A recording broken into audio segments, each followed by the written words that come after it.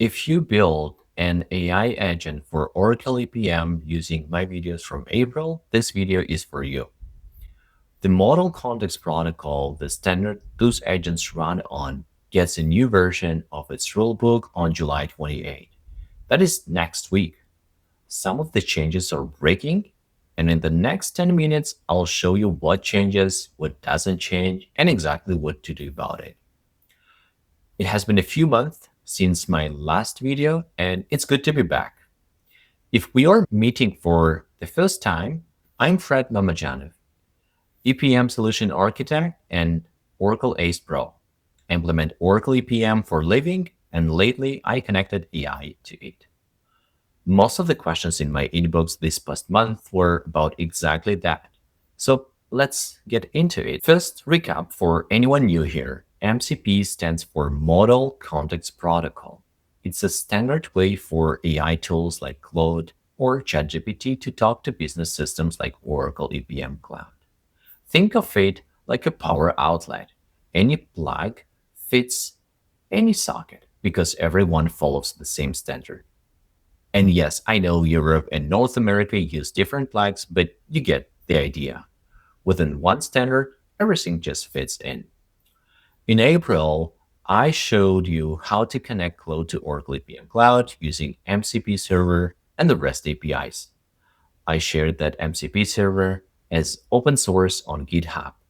Since then, many of you have used it to run business rules, check job status, export data just by asking in plain English.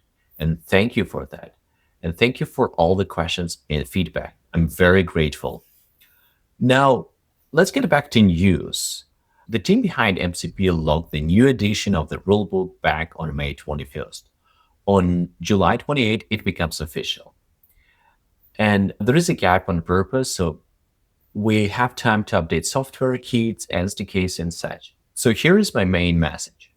Right up front, no panic. For those of us connecting AI to Oracle EPM Cloud, there are three areas that matter. And let's go through them one by one. Okay, change number one, the handshake goes away. When you hear handshake, it might sound like I'm talking about credentials, but I'm not. This has nothing to do with passwords. It's about how Claude and MCP servers start talking to each other. And honestly, for a regular user, you will not notice any difference day to day. But it's worth understanding. So the old way, when Claude connects to MCP server, first thing, it sends a small introduction, something like, hey, I'm Claude Desktop, I run on this version, and here's what I do, here's what I know, and such. And then the server introduces its back. Hey, I'm Oracle EPM Cloud and such. And they agree on how they will interact with each other. Everything after that rides on that memory, the first introduction. And if you use SmartU, you probably, you put in your credentials and then you will work until your connection expires.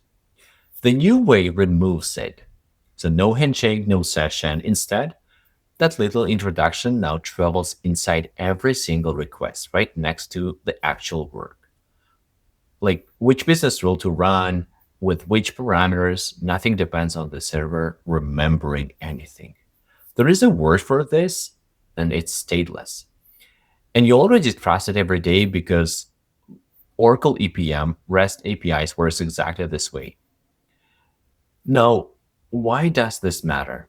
Because if the server doesn't need to remember anyone, it can run on a shared MCP server for your team. Until now, everyone should have had their own copy on their own laptop and such.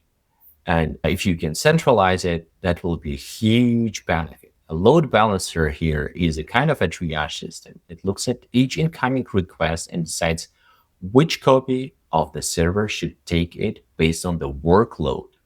Any copy can answer any request because every request arrives complete. But before we get too excited, let's stop here for a second. The next 30 seconds are the most important part of this video. And here's why.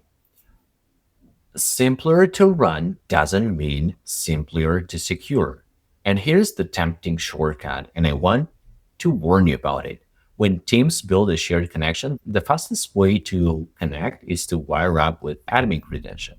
But if you do that, every person who talks to that server gets that account access, all of it.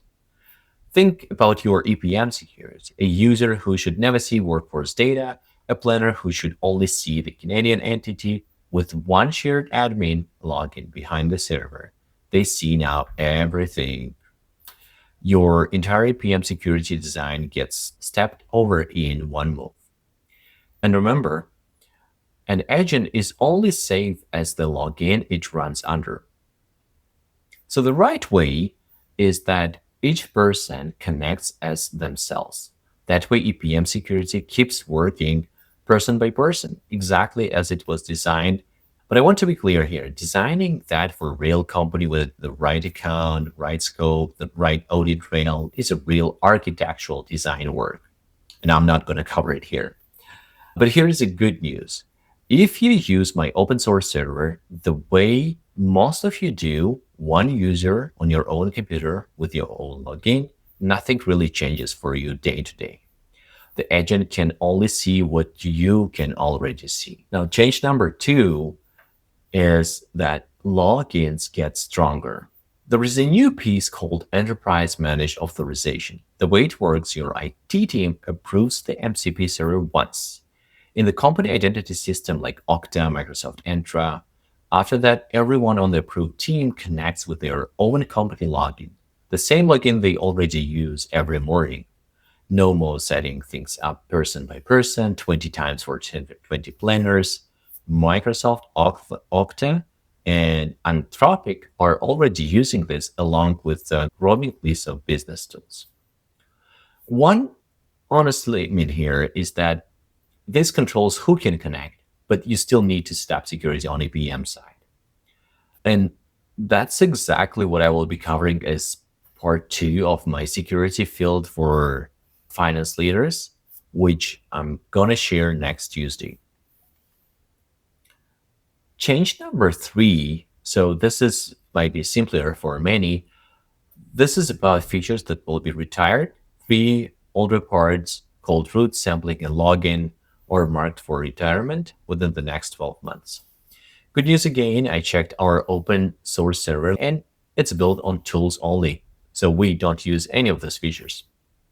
So with all of this information, what should you actually do?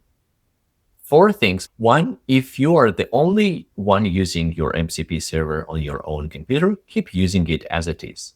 When the updated software comes in, you would need just to test it and make some updates. I'll cover those updates in one of my next videos. And two, there is an option now on the table, one shared MCP server for whole team secured through your identity system.